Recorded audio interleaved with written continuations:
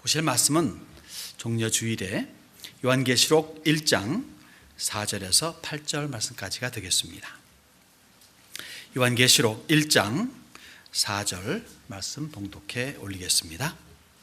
요한은 아시아에 있는 7 교회에 편지하노니 이제도 계시고 전에도 계셨고 장차 오실 이와 그의 보좌 앞에 있는 7 영과 또 충성된 증인으로 죽은 자들 가운데서 먼저 나시고 땅의 임금들의 머리가 되신 예수 그리스도로 말미암아 은혜와 평강이 너희에게 있기를 원하노라.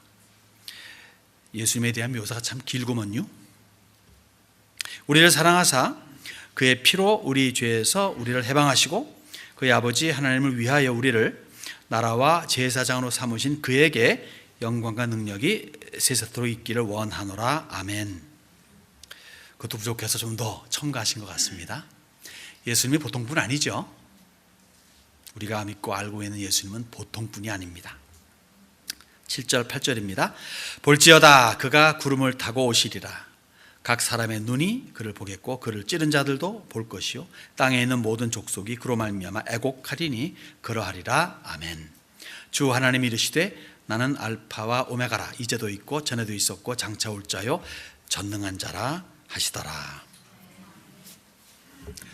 예수님의 예루살렘 입성은 그리스도의 재림의 예표라고 해도 그리 틀린 말은 아니겠습니다.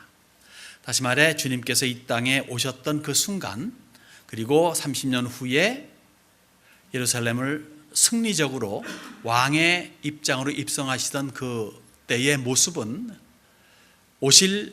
다시 오실 영광스러운 멋진 그러한 예수님을 묘사함에 있어 1000분의 1, 10,000분의 1 어쨌든 조금은 묘사한다, 그렇게 볼 수가 있습니다. 여러분, 재림시에 예수님은 어떠한 주님으로 오십니까? 아시죠? 심판주로 오심을.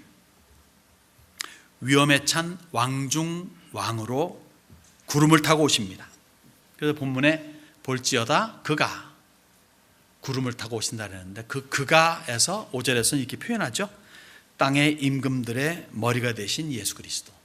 땅의 임금들의 머리니까 왕의 왕이죠.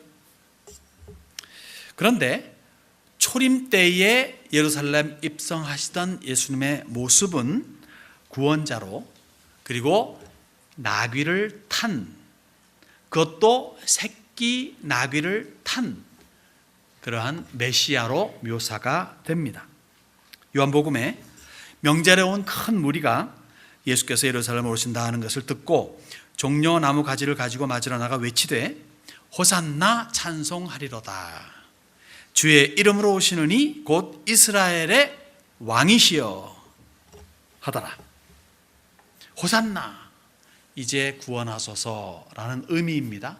즉 구원자로 오신 주님, 그런데 이스라엘의 왕이시여 라고 그렇게 환호합니다. 예수님께서 예루살렘에 입성하실 당시 때는 무슨 때이죠? 이스라엘의 절기 중에 가장 큰 절기인 유월절 때입니다. 율법에 말하기를 모든 유대인 남자들은 다 3대 절기를 지키라 한 그 첫 번째 절기가 유월절기이기 때문에 가장 많은 사람들이 모여드는 때죠. 한 사가에 의하면은 6월 절기 때 보통 100만 명 이상 넘는 유대인 남자들이 예루살렘에 있었다, 그렇게 말하기도 합니다. 아무튼 많은 무리들이 모여 운집하고 있는 때에 입성하시는 예수님의 예루살렘 입성은 그냥 몽땅 즐거웠던 것만은 아니었어요. 예수님께서는 예루살렘 성을 바라보시고 우셨다고 말합니다. 누가복음에 이렇게 표현합니다. 성을 보시고 우시며 이르시되 너도 오늘 평화에 관한 일을 알았더라면 좋을 뻔하였거니와 지금 내 눈에 숨겨졌도다. 날이 이를지라 내 원수들이 토둔을 쌓고 너를 둘러 사면으로 가두고 또 너와 및 그 가운데 있는 내 자식들을 땅에 메어 치며 돌 하나도 돌 위에 남기지 아니하리니 이는 내가 보살핌 받는 날을 알지 못함을 인함이니라. 보살핌 받는 날, 예수님께서 이 땅에 오셔서 그 백성들을 건수하시고 암탉이 자기 날개 아래로 그 병아리들을 모으려고 한 그런 그 순간들을 말하는 거죠. 이 때를 알지 못한 이들, 그러기에 너희들 앞에 놓여진 상황은 무서운 심판이 기다리고 있다. 예루살렘 성의 멸망을 여기서 예견하고 있는 거죠. 그런데 그렇게 초림 때의 모습이 환호가 있고 즐거움이 있지만 예수님 자신에게는 슬픔이 포함되어 있었던 것과는 달리 재림의 모습은 어떠합니까? 주님의 재림하실 때의 모습은 정말 멋진, 당당한, 그리고 위험에 찬, 장엄한 그러한 모습입니다. 심판주로, 대심판주로, 그것도 공의의 심판주로 오시는 모습이죠. 요한계시록은 이렇게 설명합니다. 내가 하늘이 열린 것을 보니 보라, 백마와 그것을 탄 자가 있으니 그 이름은 충신과 진실이라. 그가 공의로 심판하며 싸우리라. 그 눈은 불꽃 같고 그 머리에는 많은 관들이 있고 또 그가 피 뿌린 옷을 입었는데 그 이름은 하나님의 말씀이라 칭하더라. 하늘에 있는 군대들이 희고 깨끗한 세마포 옷을 입고 백마를 타고 그를 따르더라. 그의 입에서 예리한 검이 나오니 그것으로 만국을 치겠고 친히 그들을 철장으로 다스리며 또 친히 하나님 곧 전능하신 이의 맹렬한 진노의 포도틀을 밟겠고 그 옷과 다리에 이름을 쓴 것이 있으니 만왕의 왕이요 만주의 주라 하였더라. 엄청 다르죠? 초림에서 예루살렘 입성하시는 예수님과 재림하실 때의 그 모습은 사뭇 다릅니다. 여러분, 아브라함을 택하십니다.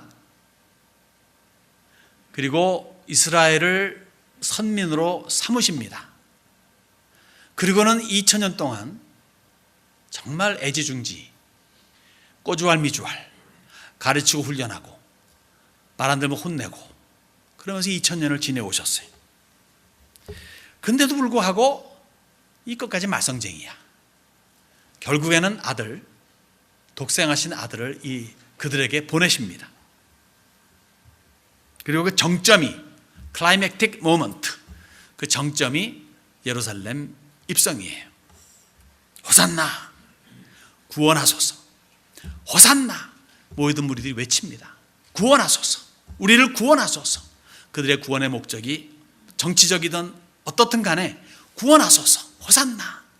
그 호산나의 주인공으로, 메시아로, 구원자로, 그리고 이스라엘의 왕으로 자신을 나타내는 최후의 순간이죠. 그 결과는 배격입니다. 거부, 부인입니다. 그리고 십자가의 죽음입니다. 사실 이 순간을 예수님께서는 이미 포도원의 농부 비유를 통해서 이스라엘 백성들에게 경고하고 있습니다. 경고했어요. 이미. 한 포도원 농부가 포도원을 짓고 세를 주고 떠나죠. 타국으로 갔습니다. 그리고 때가 되어가지고 타국에서 자기 종들을 보내요. 이른바 세를 받으려고. 너희가 그동안 수고했으니까 내가 너에게 명령한 세를 내라. 열매를 얻으려고 보냅니다. 농부들이 어떻게 합니까? 감지덕지가 아니라 그 종들을 잡아 때립니다. 때려보냅니다. 때로는 돌로 쳐버립니다. 심지어는 죽여버립니다. 몇 번을 보내도 그런 일이 벌어지면 주인으로서 어떻게 해야 될까요? 이런 놈의 자식들 그냥, 그리고는 그 농부들을 처단하겠죠. 근데 그렇지 않고 아주 기상천외한 방법을 쓰십니다. 내 아들을 보내야지. 내 아들을 보내면 공경하겠지. 바보 아니에요? 아들을 보내면 아들을 죽이려고 한다는 건 저도 생각할 수 있는 건데, 아들을 보냅니다. 농부들이 어떻게 합니까? 야, 이 친구는 상속자니까 이 친구 처단해버리면 이 땅이 우리 거 되지 않겠냐? 하면서 그 아들을 죽여버립니다. 이렇게 비유를 베푸신 다음에 주님께서 물어보시는 거죠. 바리새인들과 서기관들에게. 그럼 너희를 어떻게 하겠니? 어떻게 하면 좋을까? 이 바리새인들이 그렇게 말하죠. 이 못된 농부들을 처단해버리고 처치해버리고 죽여버리고 그 포도원을 다른 사람들에게 세로 줄지니이다 라고 말합니다. 그것이 자기네들에게 향한 말인 줄을 미처 깨닫지 못한 거였죠. 그것이 결국 현실이 되지 않습니까? 때가 이르러 예루살렘 입성을 통해서 메시아로, 왕으로, 구원자로 자신을 보여주었건만 거부한, 심지어 십자가의 못을 박아버린 2000년이라고 하는 긴 기간 동안에 참고 훈계하고 기다리던 이스라엘이라는 나라를 결국 끊어버리고 맙니다. 그 가지를, 이스라엘이라는 가지를 잘라버린다는 얘기예요. 잘라버린 후에 그 나무에 다른 가지를 접붙여버려요. 참 감람나무 가지를 잘라버리고 돌 감람나무의 가지를 접붙입니다. 바로 그것이 교회입니다. 저와 여러분입니다. 그리고 2000년이 세월이 지난 오늘입니다.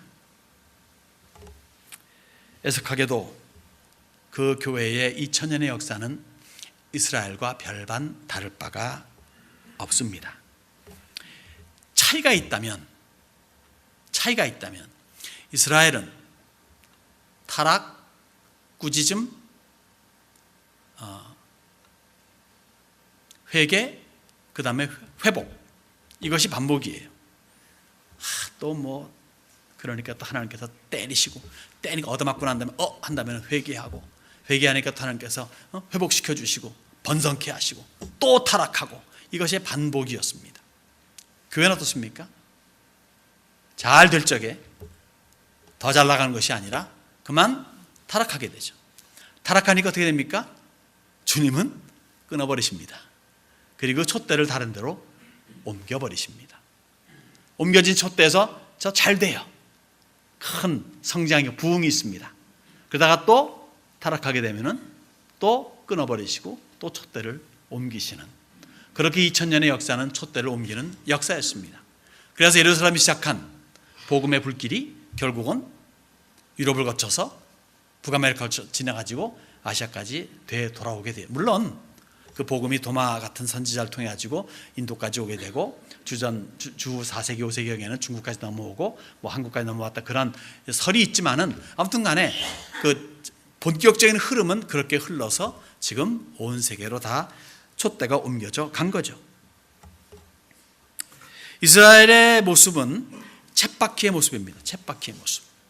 쳇바퀴 돌듯이 돌았어요.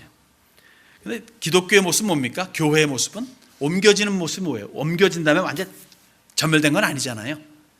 옮겨지면서 복음은 점점 더 번져나가는, 펼쳐지는, 더 넓혀지는 결과를 맺게 된 거죠. 이제 교회 시대의 막바지에 이르렀다 싶습니다. 성경이 예언하고 있는 재림시의 현상조차도 이제 다 이루어졌다라고 볼 수가 있습니다. 그래서 우리 주님의 재림은 언제든지예요. 아직도 복음을 접하지 못한 곳이 있으니까 라고 방심해서는 안 됩니다. 여러분, 그 복음이 왕성했던 터키 지역, 그리고 아프리카 북부 지역, 그 다음에 등등, 그러한 지역에 지금 전혀 복음을 듣지 못하고 죽는 사람이 한둘이 아니에요. 왜? 이슬람이 거의 다 차지했기 때문에. 그렇다 그것이 복음이 안전해진 곳입니까? 마찬가지로 온 세계에 복음이 전해지지 않은 곳은 없습니다. 만국에 복음이 전해질 때에 그때가 마지막이 오리라 한 그 순간이 지금이라고 말할 수 있겠어요. 언제든지 주님은 재림할 수 있습니다. 방심하지 말아야 합니다. 참 신기하지 않습니까? 온 이스라엘이 그토록 기다리던 메시아가 오셨는데, 그 메시아, 그리고 그 오신 그 메시아는 메시아로서의 모든 증거를 다 보여주셨어요. 메시아가 오시게 되면 이런 일을 하리라 라고 구약의 선지자들이 예언한 것을 그대로 다 이루셨어요. 병든 자를 고치고 죽은 자를 살리고 등등등등, 복음이 전파되고 약한 자들에게 되고 없는 자들에게 그런 거 다 이루셨어요. 그럼에도 불구하고 이스라엘은 예수님을 배신하고 죽이고야 말았습니다. 사실 교회도 그래요. 얼마나 교회가 나름대로 좋은 일 많이 합니까? 그 복음을 전파합니까? 그 교회를 배격하는 무리들은 점점 더 많아집니다. 또 교회 자체 내에서도 얼마나 그 많은 핍박과 환난과 어려움 속에서 교회가 꽃을 피우고 결국에는 승리하게 됩니까? 승리하자마자 곧 이어서 부패가 들어가요. 그건 타락하게 돼요. 또 지금 또 촛대를 옮겨야 되는, 310년 동안의 로마 제국 밑에서 그렇게 고생했던 교회가 이제 자유를 얻게 되니까 순식간에 타락이 들어오기 시작해가지고 얼마 안 가가지고 금세 교회 형상은 사라지고 잘못된 것들이 가득 채워지는 그런 주전 4세기 5세기를 보게 됩니다. 그렇게 1000년 지나가다가 결국에는 종교 개혁이 일어나고 신교가 생겨나면서 이제 이른바 말하면 기독교라는 것이 되어서 이제 뭐가 되는가 했더니만은 얼마 안 가죠. 또 타락에 타락을 접하는 그런 교회의 모습을 우리가 종종 보게 됩니다. 그런 가운데서도 복음은 전파되었고 믿는 사람들은 늘어났고 그리고 복음은 확실히 이 지구 땅덩어리를 한 바퀴 완전히 돌았습니다. 지난 2000년 동안에 전파된 복음이 들어가지 않은 곳이 없어요. 사실은. 그 결과가 뭡니까? 그러면은 이 복음, 좋은 소식, 이 전파된 곳, 좋은 이야기 듣고 누가 싫어하겠습니까? 그러면 복음에 대한 호의적인 반응이 여기저기서 나타나야 되잖아요. 나타났습니까? 지금 그 결과가 어떻습니까? 정말 복음이 그렇게 애쓰고 수고한 곳, 그렇게 많은 곳에 많은 도움을 베풀고 선을 베풀고 구제를 한 그런 것에 대한 결과, 그런 것에 비하면은 그 결과는 너무도 미미하다 볼 수 있고 그만큼 호의적이지 않다라고 볼 수가 있어요. 정말 마지막 때가 되게 되면 성경이 말하는 것처럼 사랑이 시끄리다. 그리고 믿음을 보겠느냐. 여러분, 저와 여러분, 우리 이 방에 있는 우리끼리만 본다면은 사랑이 있지, 믿음이 있지라고 말할 수 있을지 모르겠으나 조금만 밖으로 나가게 되고 사람의 본질을 조금만 들여다보게 되면은 정말 사랑은 멀리 갔고 그 믿음 역시도 찾아보기 힘든 시대가 지금 시대입니다. 교회 안에서조차도 라는 말씀입니다. 그래서 이제 예수님께서 구름을 타고 오신다 할지라도 사람들이 믿지 않을 것 같아요. 거부할 것 같아요. 만일 예수님께서 조금 있다가 이제 오실 때의 장면을 잠깐 설명하겠지만 이 구름 타고 오실 적에 그 모습 하면 상당히 멋있지 않습니까? 오실 적에 사람들은 어떻게 생각할 것 같습니까? 이 사이에 트렌드로 보게 되면요, 외계인이 왔다, 외계인 지구 침공이다 라고 생각할 것 같아요. 그런 영화 많이 보지 않습니까? 외계인 침공. 그럼 어떻게 될까요? 무슨 수를 써도 우리는 우리 지구 땅덩어리를 사수해야 된다 하면서 돌아보니까 한 사람이 이미 세워져 있어. 누구? 적그리스도입니다. 그를 중심으로 외계인과의 싸움에서 이겨야 되겠다고 하는 싸움을 하려고 하지 않을까 생각하죠. 마귀가 얼마나 멋있는 거짓말쟁이입니까? 참 멋없는 참 거짓말쟁이입니까? 거짓의 아비라 그러지 않습니까? 이미 연막을 치우는 것 같아요. 예수님께서 그렇게 오실 것이기 때문에 우리는 몰라도 그는 알잖아요. 자기 마지막 때 가까운 걸 아니까 어떻게 하면은 하면서 상상할 수 없는 못된 계획을 짜는 것 중에 하나가 사람들을 현혹시켜가지고 예수님 오실 때 모두 반대하게 만드는 그러한 현상을 미리미리 사람들의 마음속에 집어넣어 주는 거죠. 사실 주님의 예루살렘 입성은 매우 제한적이었죠. 예루살렘에만 국한되었고 거기에 모이던 사람들 가운데 극히 일부분만 주님의 오심을 직접 눈으로 목도했습니다. 그리고 그들 가운데서 호산나 했죠. 그것이 얼마나 인기를 끌었냐 하면은 어린 꼬마들까지도 말해서 돌아다니면서 호산나 호산나 했어요. 그래서 이것이 듣기 싫어가지고 성전 그 지도자들이 예수님을 꾸짖지 않았습니까? 얘들 좀 조용히 할 수 없어? 거룩한 성전에서 애들이 왜 이렇게 시끄럽게 경거망동하고 있는가고.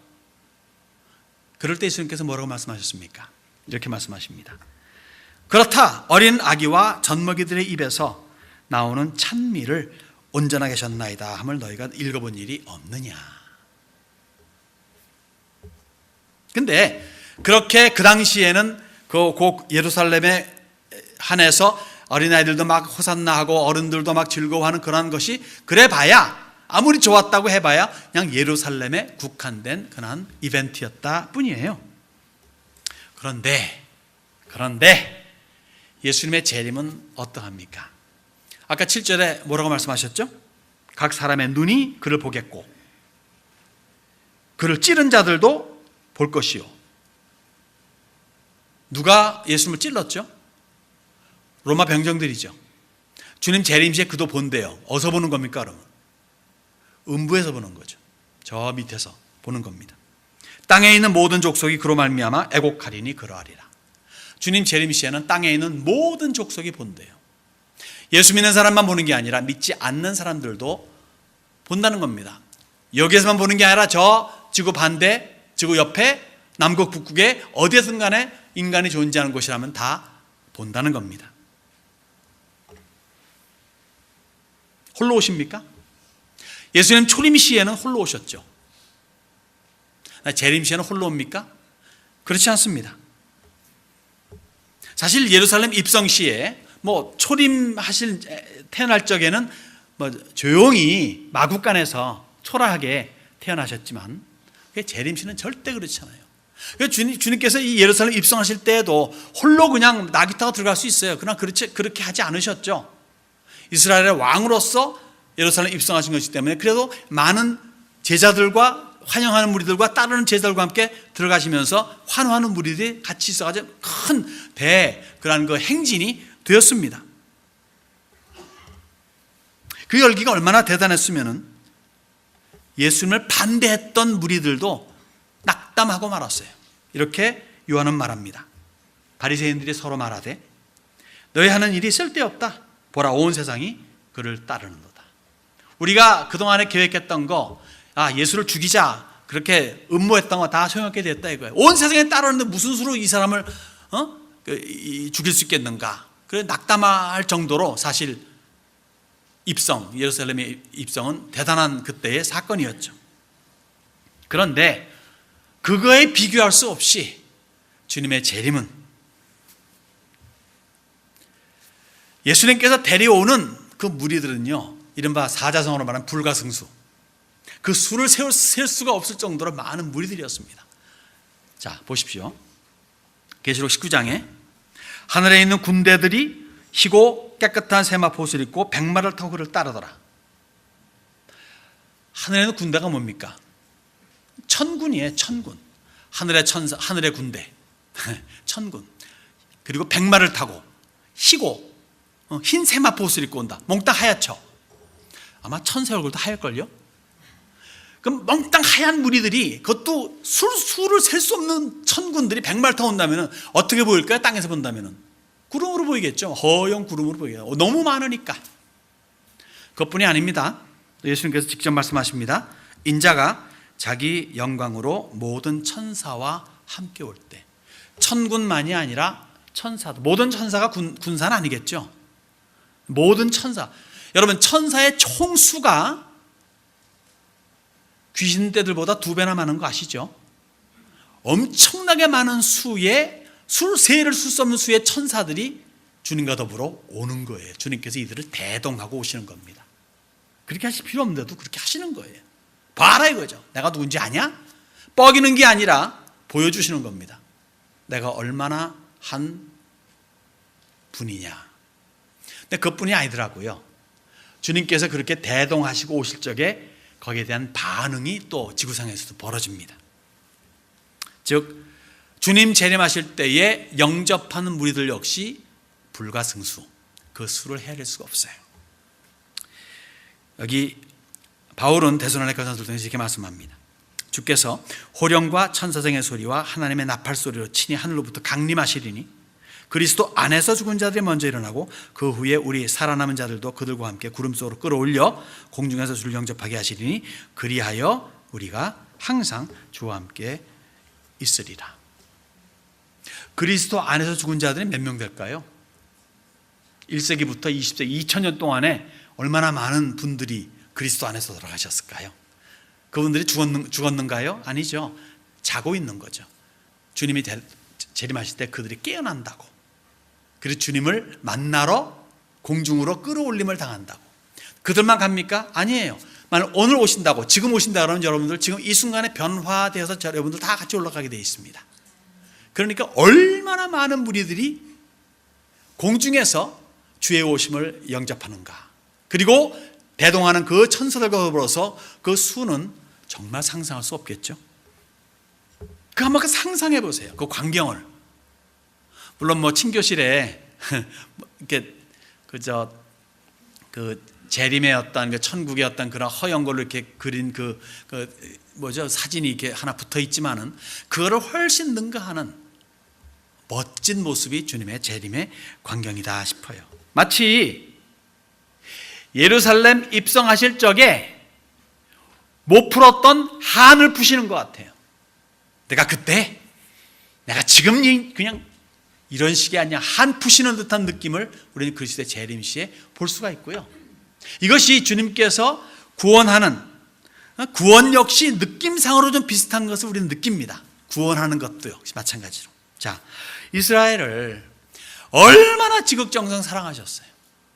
2000년을 참고 사랑하신 거예요. 정말 순간순간 배신하고 도망가고 못돼 먹고 하나님의 마음에 못을 박은 이스라엘을 2000년을 참으셨습니다. 결국은 배신을 당하고 말지 않았습니까? 그래? 내가 그러면 너희를 잘라버리지. 그리고 돌감람나무를 접붙이지. 질투나겠지? 그런데 내가 그렇게 할 거야. 그리고는 이런 비유를 던지시는 거예요. 자, 비유. 두 가지 비유를 제가 알려드립니다. 성경에 있는 말씀 그대로 읽을게요. 혼인잔치는 준비되었어요. 이거 왕이 지금 자기 아들을 장가시키는 겁니다. 그죠? 혼인잔치는 준비되었으나 청한 사람들은 합당하지 아니하니. 청했어요. 근데 초청을 거절했습니다. 웃기죠? 왕이 초청했는데 거절했어요. 말이 안 되는데 말이 되더라고요, 지금. 내 거리 길에 가서 사람을 만나는 대로 혼인잔치에 청하여 오라 한데 종들이 길에 나가 악한 자나 선한 자나 만나는 대로 모두 데려오니. 그러니까 저와 여러분은 악한 자 아니면 선한 자였어요. 저는 좀 선한 편에 있었다 싶은. 여러분 어떠하신지. 악한 자나 선한 자나. 근데 이거보다 더 월스한 게 그 다음에 있는 비유입니다. 집주인이 노하여 그 종에게 이르되 빨리 시내의 거리와 골목으로 나가서 가난한 자들과 몸 불편한 자들과 맹인들과 저는 자들 데려오라 하니라.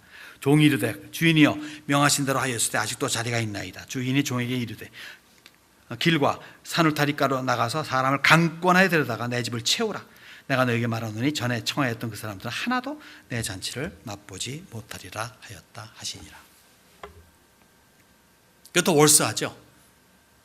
악인이나 선인하면 난 선인 층에 끼지 않을까 하는데 여기서 뭡니까? 하나같이 이거는 뭐 별 보지 없는 사람들이네요. 병든지 아니면은요 뻗팅기는 자들이 안 가겠다고. 근데 뭐 산울가 아무나 나가자 아무나 오게 된 겁니다. 구원도 마찬가지인 것 같지 않아요?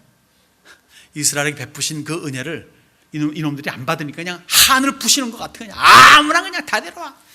내 집 꽉꽉 채워라 하시는 느낌을 가지게 됩니다. 여러분, 예수님은요 최후의 선물입니다.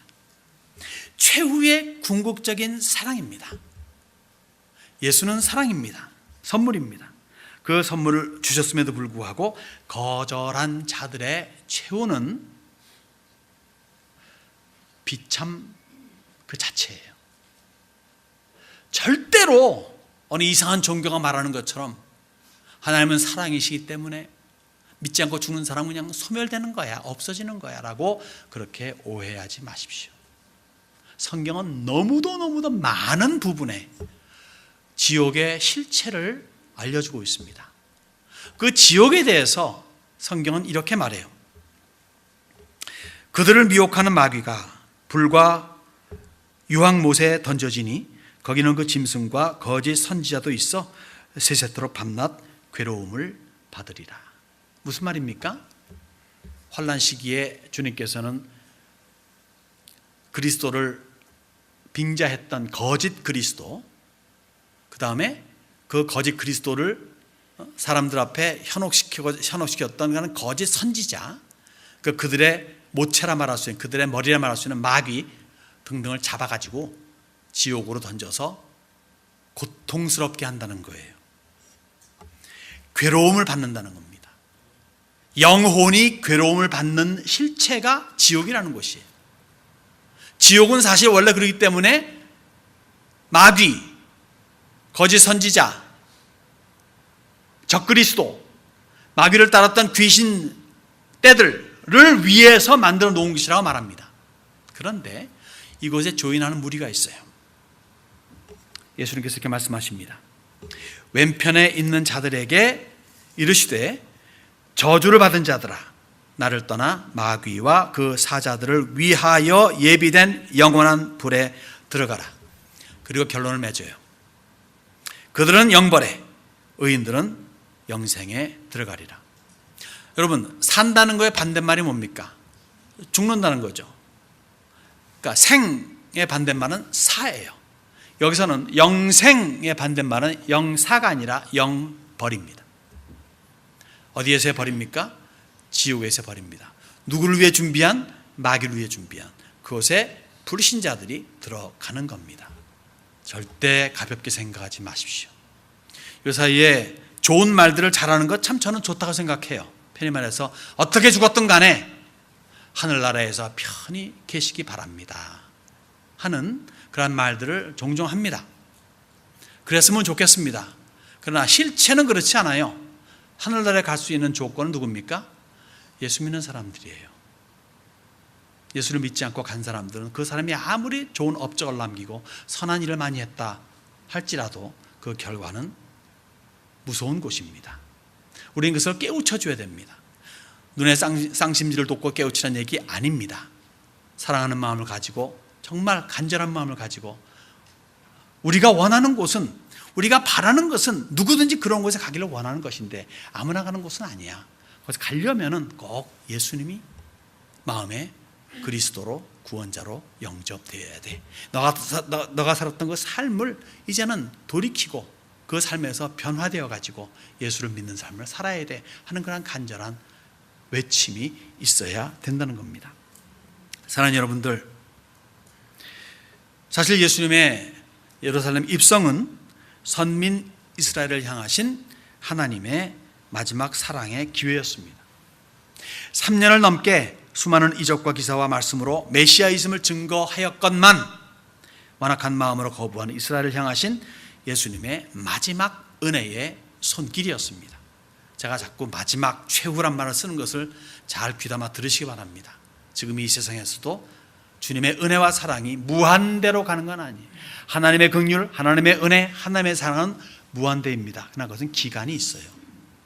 그 기간 동안에 무한이라는 겁니다. 누구에게나 베풀어지는, 그러나 그 기간이 무한대로 가는 건 아니에요. 무한대는 천국에서나 이루어지는 이야기지, 이 땅에서는 시작한 날이 있으니 끝날이 있다는 것이고 끝날까지 무한하다는 겁니다.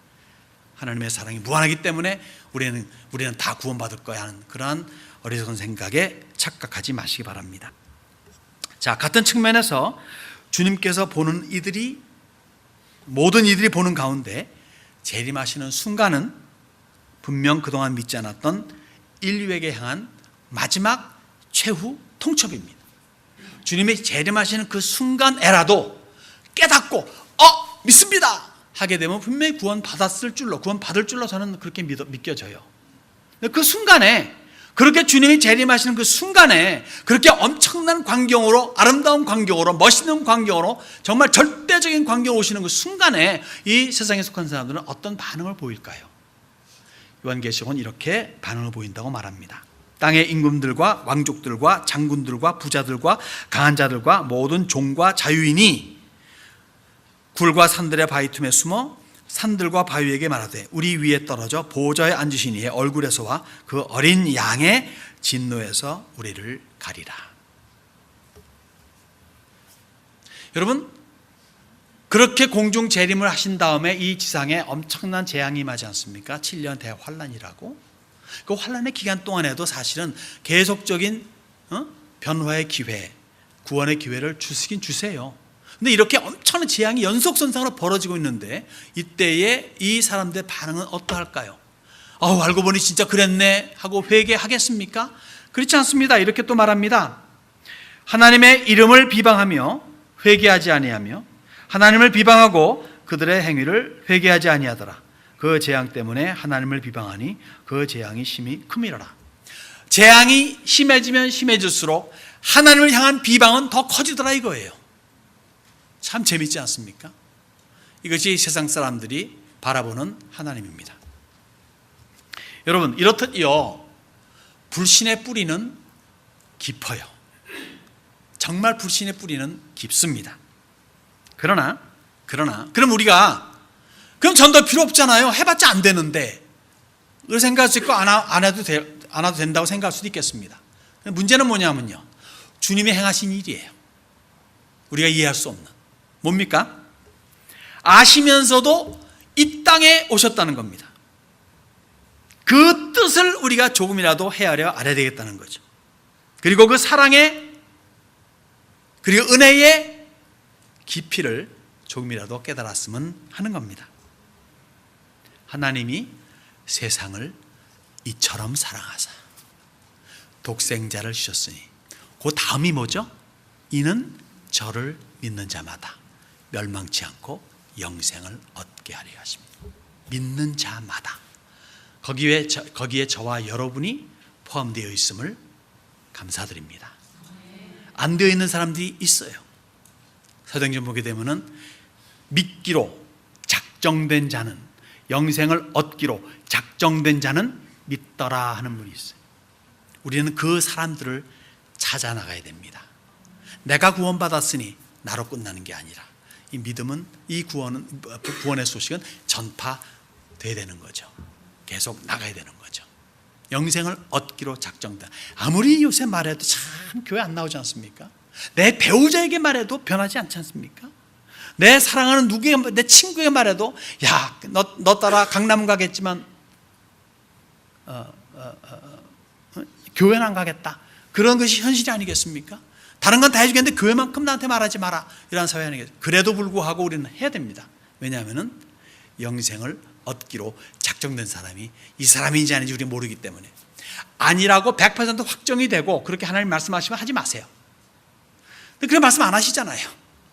이 사람일 수도 있다는, 죽어야 아는 거니까 죽기까지는 끝까지 복음의 본을 여는 것이 우리가 하나님의 마음을 알고 그리스도의 뜻을 이행하는 수단 중에 하나라는 거죠.